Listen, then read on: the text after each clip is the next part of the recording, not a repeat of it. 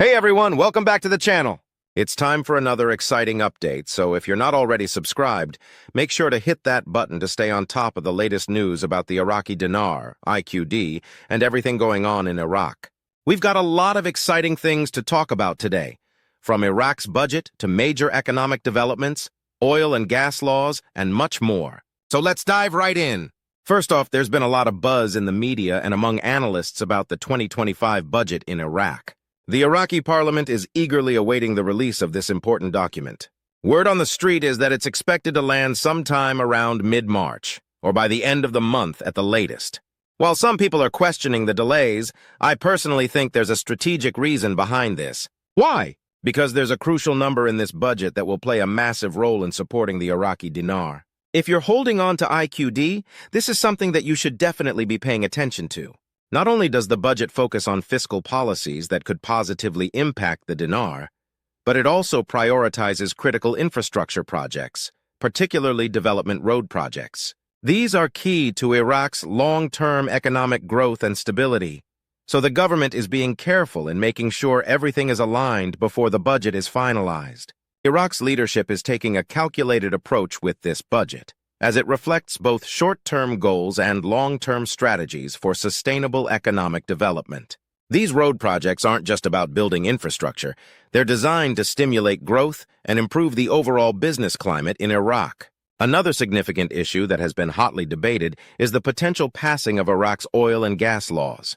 Many people have been waiting for this for years, and the hope is that this session of Parliament might finally bring a resolution. If passed, this law could bring much-needed reform to Iraq's oil sector, which is crucial for the country's economic success. While the back and forth continues, there's no denying that this is a pivotal moment for Iraq. These laws could lay the groundwork for more efficient management of Iraq's vast natural resources, better revenue sharing between the federal government and regional authorities, and perhaps even open the door for more foreign investment in the sector.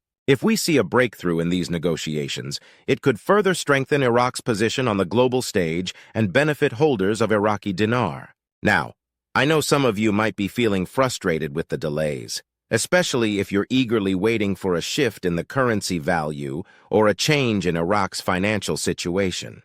However, if you take a step back and look at the bigger picture, it's clear that we are moving forward. Sure, there are some setbacks and holdups, but these are simply part of the process. Day by day, Iraq is making substantial progress in securing stability, improving security, and working toward a better economic future. When you think about the country's geopolitical situation, these advancements are huge. Security and stability play a significant role in creating the right environment for monetary reforms and economic growth. In fact, the government is already working on laying the foundation for a more prosperous future. The darkness that once clouded Iraq's economic landscape is starting to fade, and the light at the end of the tunnel is becoming clearer. Intel guru Magay, via PDK, has even mentioned that we should be feeling optimistic about the future. So let's take a moment to acknowledge that.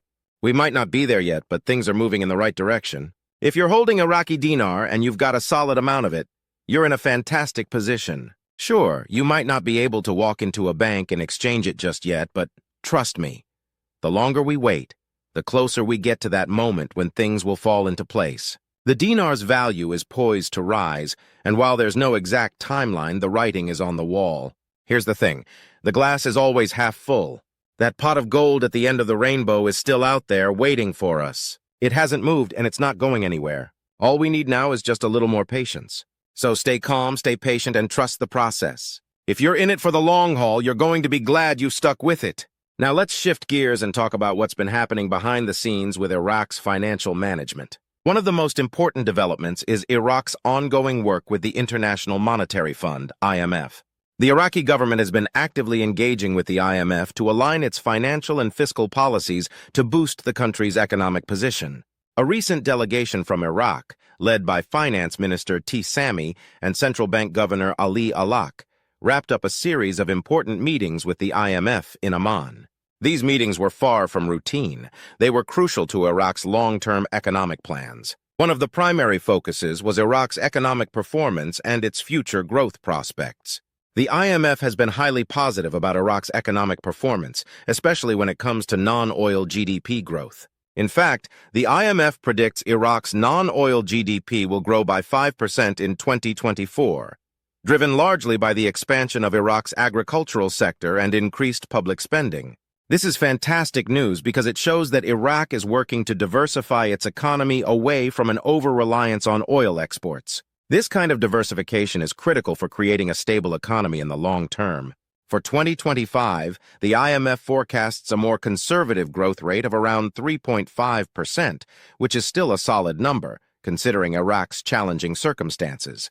These figures show that Iraq is not just relying on oil revenues anymore, but actively working to create a more sustainable and diversified economy. One of the most important aspects of these IMF discussions was the emphasis on reducing Iraq's reliance on oil revenues. This shift is vital for Iraq's long-term financial stability, as the country has been too dependent on oil exports for its economic survival. By diversifying the economy and investing in other sectors like agriculture, manufacturing, and services, Iraq can build a more resilient financial system that isn't as vulnerable to fluctuations in global oil prices.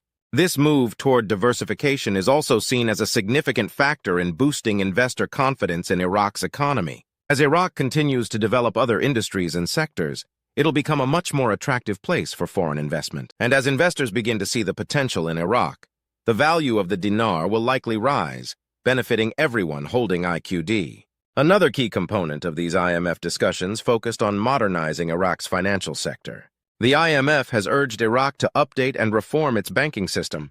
This is crucial if Iraq wants to attract foreign capital and boost its financial credibility on the global stage. A more modern banking system would make it easier for businesses and individuals to conduct transactions, both domestically and internationally. One of the IMF's recommendations was for Iraq to expand its cooperation with international correspondent banks. This would help facilitate trade financing and make it easier for businesses to engage in international commerce. Additionally, the IMF is supporting Iraq in creating more efficient fiscal policies, improving tax collection systems, and managing public debt more effectively. These reforms are essential for ensuring Iraq's economic future is both stable and sustainable. Perhaps one of the most exciting things to come out of these IMF meetings was the push to increase the use of the Iraqi dinar in international trade and major transactions. That's right. The IMF is encouraging Iraq to use its national currency more in these major deals, which would ultimately help elevate the dinar's status on the global stage. This is another indication of the country's determination to stabilize its economy and build confidence in its national currency. So what does all of this mean for those of us holding Iraqi dinar?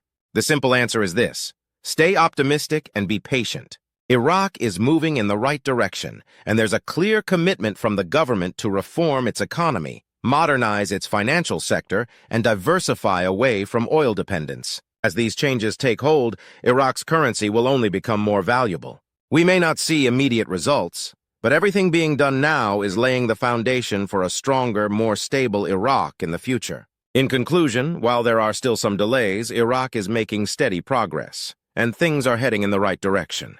There's a lot to be hopeful about, especially with the ongoing work with the IMF, the push for economic reforms, and the increasing use of the Iraqi dinar in international trade. So stay patient, stay optimistic, and trust the process. The end goal is getting closer, and when it finally arrives, it'll be worth the wait. All right, that's it for today's update. If you found this information helpful, make sure to hit that like button and subscribe so you don't miss any future updates. I'll be back soon with more news on Iraq and the Iraqi dinar, so stay tuned, stay positive, and as always, thanks for watching.